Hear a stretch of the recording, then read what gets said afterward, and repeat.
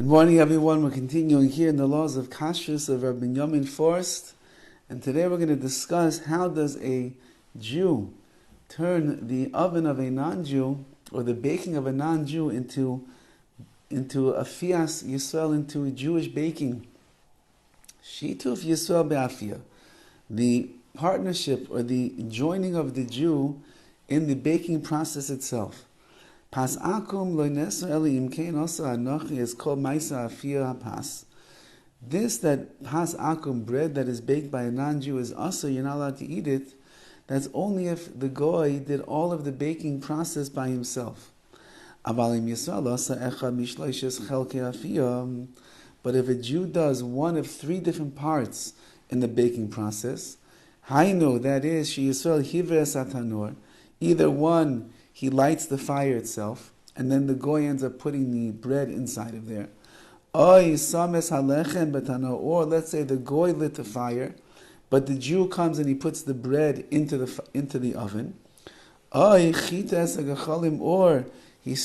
fire is lit already, but he stirs around the coals that are in the fire in order to make the fire hotter. In that case, if he does one of these three things, doesn't have to do all three, he does one of the three, then it becomes pas Yisrael, becomes Jewish bread, and there's no prohibition over it, he's allowed to eat it, has nothing to worry about. There's even a bigger kula, a bigger leniency in the world of pas akum. Even if the Jew didn't do any of these three things that we just mentioned, again, lighting the oven, or placing the bread into the oven, or stoking the coals. Rather, all he did was throw a little splinter of wood into the fire. Or he blew on the fire. He kashers the bread that is baking inside of there. And it is now considered to be pas Yisrael, Jewish bread. Why?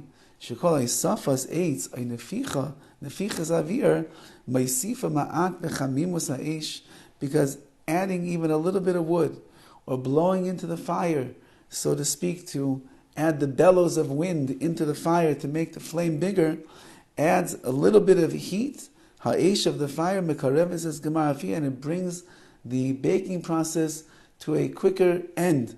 And therefore you have added on, you have engaged yourself, you have enjoined yourself to the baking process, and therefore it's no longer considered to be pas akum, not Jewish bread, it's now Jewish bread.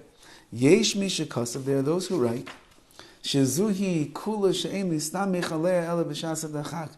Really, a person should not rely upon this leniency unless it's a very pressing time. But really, the best way really, a Jew should either light the fire, or put the bread inside of the oven, or at least stoke the coals to make sure that you are the one that's responsible for the flames that are there. And if you didn't do that, then the bread is considered to be, if it's cooked in the private home of a non-Jew, it's pas balabayis, it's the bread of a private person, and if it wasn't done in the bakery, then it's pas palter nachri, it is the baker's bread, and depending on how strict you are in the world of pas akum and pas Yisrael, a person would not eat it. Now he goes on, he writes, what about additional baking? Kederech sheishtatfus Yisrael ba'afiyah, when a Jew joins in together in the baking process, it helps to make the bread into pas Yisrael, like we just said. He does it in the beginning, in the middle. It even helps. It even helps if he joins in the baking process at the end of the procedure. What does that mean? Therefore, a non-Jew baked the bread, and a Jew was not involved in the process at all.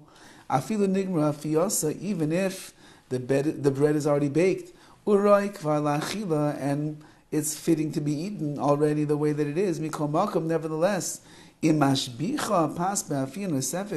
if the Jew would now do additional baking, which improves the quality of the bread, Yachol Yisrael lachshir al yedei chatias hagecholim, then a Jew would be able to be machshir, be able to kasher this bread and make it pas Yisrael by simply moving the coals around. So if baking it a little bit more is going to make it a little crispier on the outside, and that's for you, that is better. So then even though the bread was baked completely at this point, you're adding a benefit to the bread, and therefore that's still considered to be pas Yisrael. That's the bread that is baked by a Jew. And this is really what factories and bakeries rely upon, that they have all different mechanisms in place in the bakeries, in the ovens and the like, that makes it that even though perhaps a Jew does not physically go there and turn on the oven every single day, but there are things that he can do that makes him a part and parcel of the oven, makes him part and parcel of the cooking, and therefore he turns the bread from being a bread of pas palter, of the non-Jewish baker's bread, into pas Yisrael, into the baker's bread of a Jew, and therefore, according to all the opinions, a person really has nothing to worry about. They can rely upon the KASHRUS organization that says that this is pas Yisrael. You can rest assured that it is bread that, according to the halacha, is baked by a Jew. Have a wonderful day.